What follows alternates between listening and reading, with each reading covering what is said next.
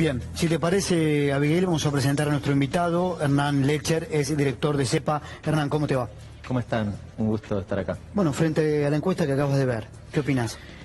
Bueno, es algo que se venía viendo, recién el último testimonio un poco mencionaba, y algunos de los que recién hablaban también decían que la pobreza se ve.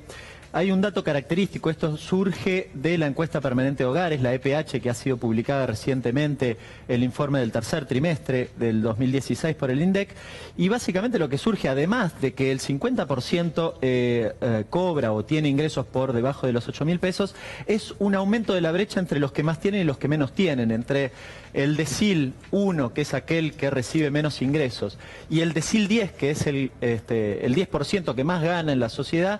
Hay una diferencia que aumentó de 12 veces a casi 15,38 justamente en este último informe. Uf, es tremendo lo que estás contando. Ha pasado, a ver, para ser más claro aún, al segundo trimestre del 2015 lo que pasaba era lo siguiente.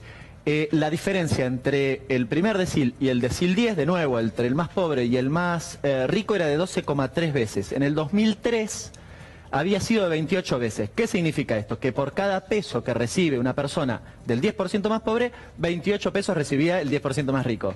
Eso se redujo a 12,3. O sea, por cada peso que recibía el 10% más pobre, 12,3 recibía el 10% más rico. Volvió a subir eso, volvió a subir en el segundo trimestre del 2016, que fue publicado hace algunos meses atrás, y en este último informe había subido a 13 puntos, o a 13 veces, y ahora subió a 15,38. Es decir, a los argentinos, no a todos los argentinos les está yendo mal, digamos. Eso no, es claro, una torta, sí. Claro, es una torta que da 100. Estamos dividiendo todos los ingresos en porcentajes de 10%.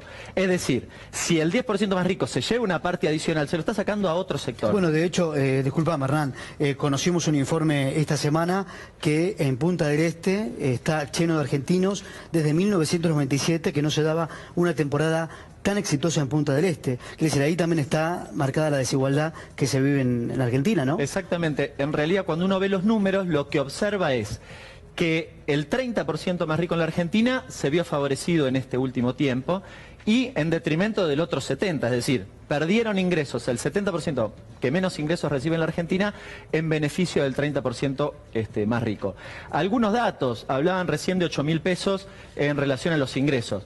La verdad que cuando uno observa o analiza, pretende ver qué te alcanza para comprar con 8.000 pesos, bueno, 8.000 pesos vale un celular, ¿no? Un celular más o menos, o un televisor, sí. Quizás hasta un televisor más o menos vale 8.000 pesos, con lo cual, ¿qué significa esto? ¿A qué me refiero? Bueno, si te compras el televisor no podés gastar solo centavo más. Mira, y te lo paso directamente a los gastos que se tienen a diario. 1.000 y pico de pesos promedio está la expensa en la ciudad de Buenos Aires. Claro. Si vos te vas un poquito más allá de salir de la ciudad de Buenos Aires y te vas al conurbano, porque no es que todo es la ciudad de Buenos Aires, también hablamos de 1.000 y pico de pesos la cuota del cable, por ejemplo.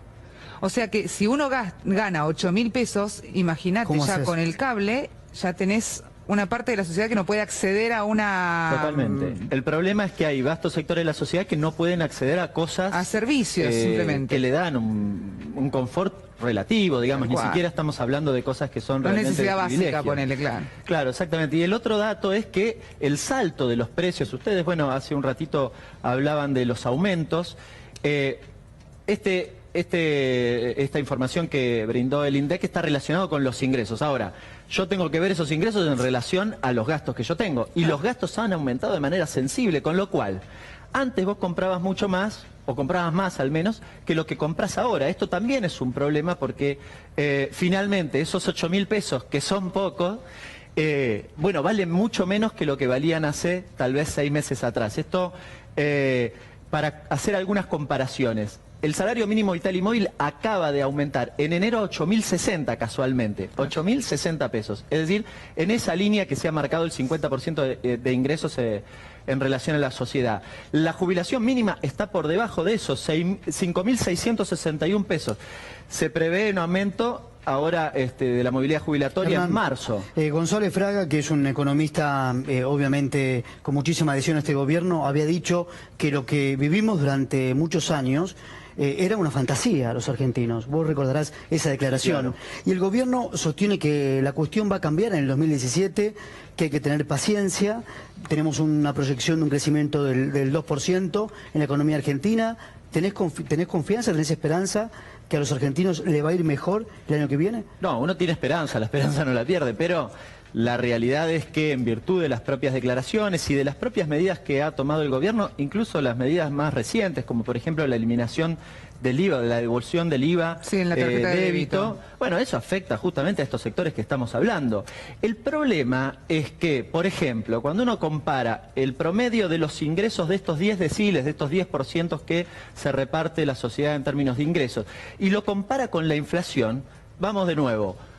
Los sectores que menos tienen ingresos se han visto seriamente afectados, no han aumentado su poder adquisitivo, pero los que están en la pirámide, en la cima de la pirámide del 10% más rico, aumentaron en términos reales, es decir, en relación a la inflación, 10 puntos, con lo cual ellos sí van al supermercado y pueden comprar más.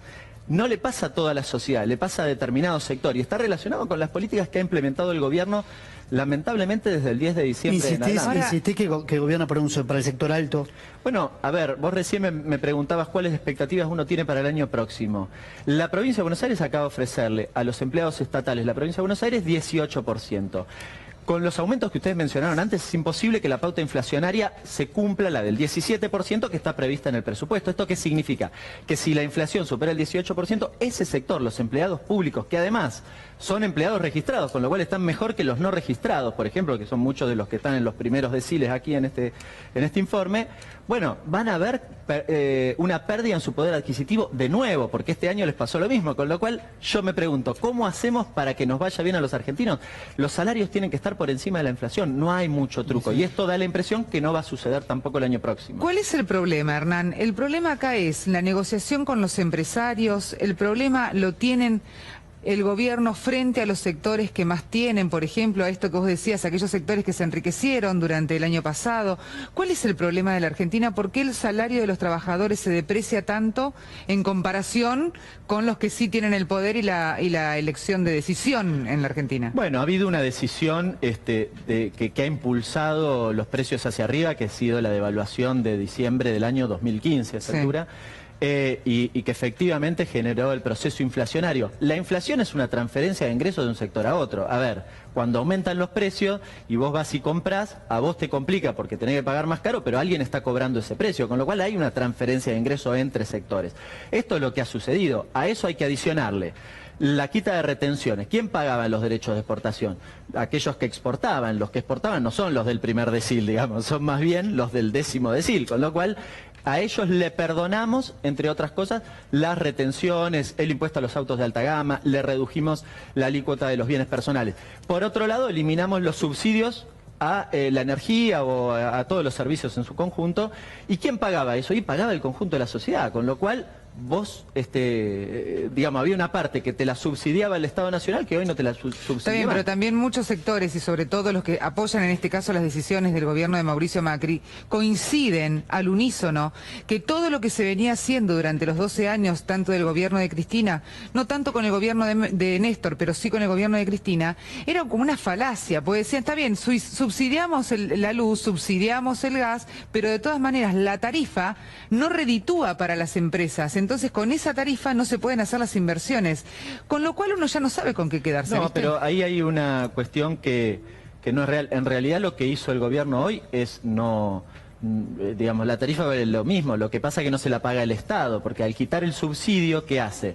Había una parte que el Estado Nacional le pagaba directamente a las empresas en lugar de que se la paguemos nosotros vía tarifa, y hoy se la pagamos nosotros vía tarifa y se la ahorró el Estado. Digamos, por lo cual no vamos a ver inversiones en lo que tiene que ver con los servicios públicos. De hecho, hoy hay tanto o más cortes que los que hubo el año pasado. Un minuto.